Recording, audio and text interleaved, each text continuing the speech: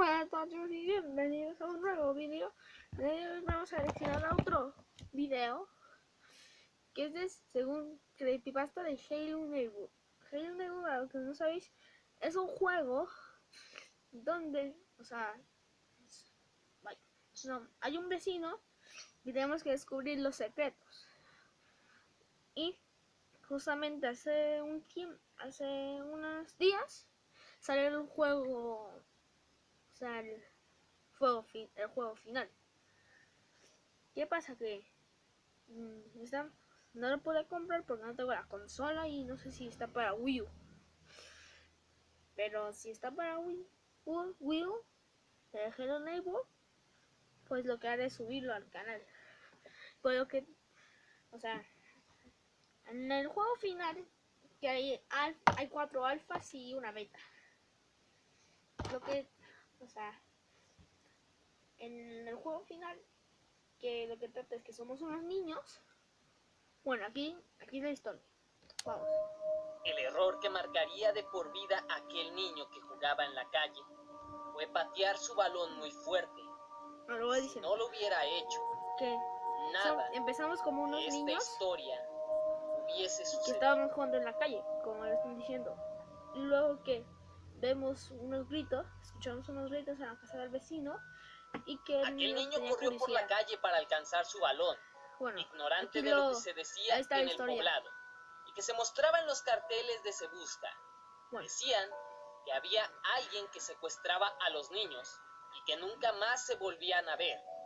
Por eso, él era el único niño que transitaba en aquella zona. Todos los demás estaban resguardados en sus hogares o habían desaparecido. El niño alcanzó su balón frente a una casa no muy llamativa. Antes de tomarlo, escuchó un ruido procedente de aquel hogar. A lo lejos, pudo distinguir a un señor de bigote, chaleco azul a rombos, y por curioso que pareciese, unos guantes de goma. Esto llamó la atención del niño y alimentó su curiosidad. Lentamente se asomó por la ventana. Escuchaba unos gritos procedentes del lugar, como de infantes. Aquel señor estaba cerrando una puerta con un candado rojo. Se dio la vuelta y se percató de la presencia del niño, quien se paralizó del miedo. No pudo moverse. El señor llegó, lo tomó de los hombros y lo encerró en una habitación. El niño no sabía cuánto tiempo había pasado desde la última vez que había salido de esa casa. Había otros niños en otras habitaciones. Imaginaba que estaban en la misma condición que él. Habían sido capturados por aquel señor del bigote, pero nunca había tenido la oportunidad de conocerlos e imaginó que jamás los vería. Pero un día, mientras sucedía un gran estruendo en la casa, la puerta se abrió. El niño tuvo la oportunidad de salir del cuarto. Notó que el pasillo estaba lleno de puertas por todos sitios, lugares donde estarían los otros niños. También había una puerta demasiado llamativa, pero él no tenía tiempo de salvarlos ni de satisfacer su curiosidad. Tenía que preocuparse de sí mismo, así que se las arregló para salir de aquella casa. El señor del bigote iba atrás de él, pero se detuvo, miró hacia la puerta del sótano y regresó de inmediato al interior de su hogar. El niño era libre.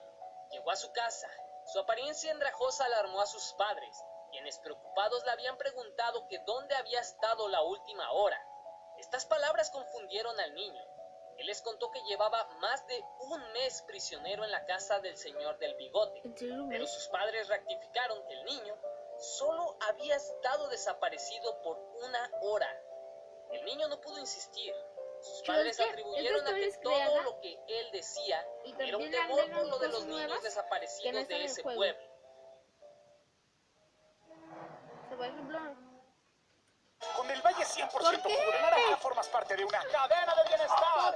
¿No me crees? Sigue viendo este video. Ahorita volvemos, chicos. Estamos de vuelta. Aquella historia quedó atrás, y aquel que una vez fue niño se convirtió en un joven feliz, con una vida muy plena. De hecho, estaba a unos cuantos días de su boda, pero aquel recuerdo de cuando era niño lo perseguía constantemente en pesadillas.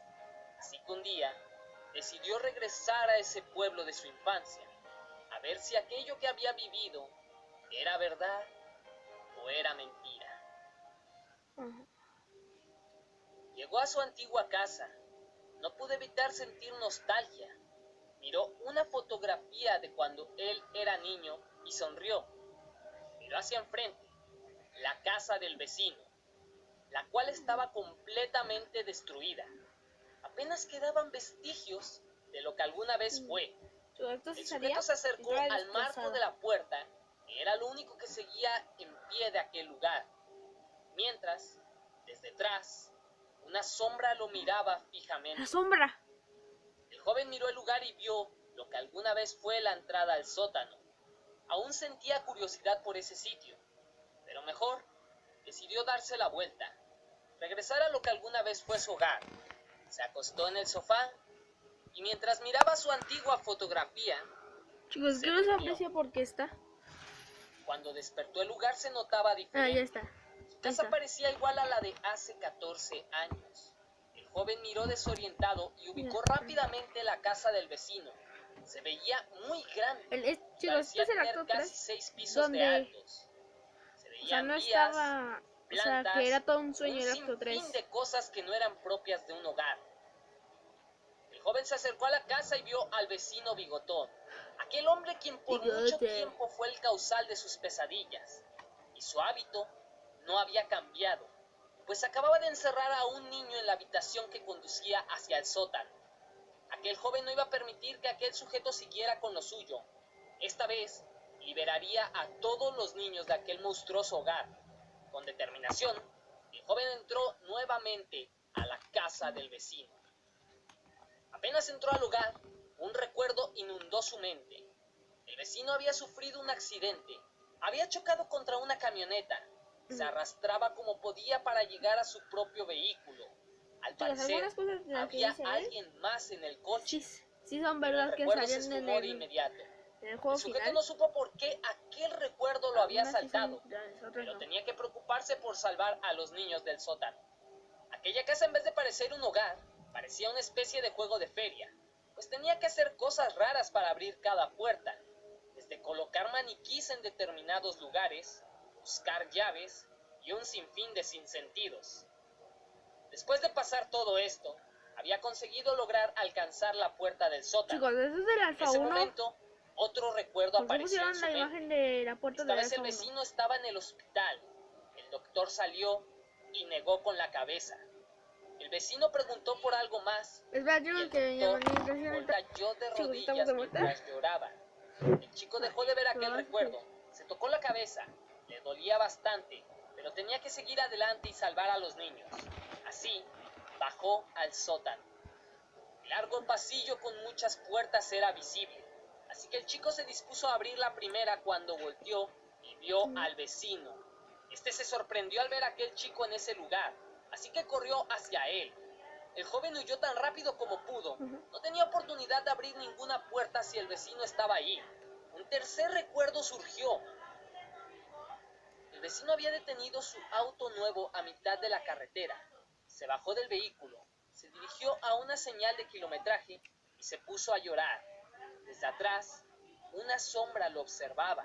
¿La sombra otra vez? El chico salió de aquel recuerdo y miró aquella puerta llamativa que se diferenciaba del resto. Si ya lo he visto. Esa que desde niño le había pedido que la abriera. Esta vez, sin ninguna otra opción, el joven entró por aquella puerta y la cerró para que el vecino no le pudiera seguir. Pero el interior del cuarto lo dejó sin palabras. Aquel sitio estaba rodeado de imágenes, fotos normales, recortes de periódicos, publicidad, pero sobre todo, carteles de niños desaparecidos.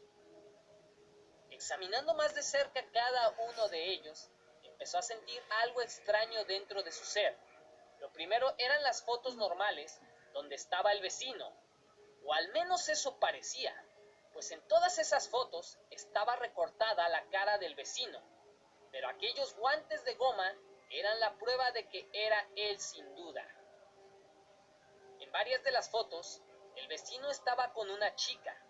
En una en específico, estaba frente al altar con aquella chica.